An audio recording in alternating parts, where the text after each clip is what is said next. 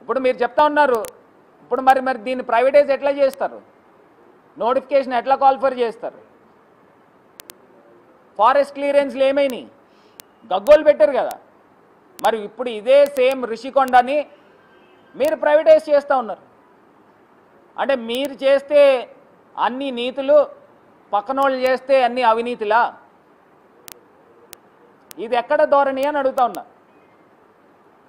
చంద్రబాబు నాయుడు గారిని ఇప్పుడైనా జగన్మోహన్ రెడ్డి గారు చేసిన పనులను మీరు కంటిన్యూ చేయండి, ఇంకా మీకు గౌరవం పెరుగుతుంది.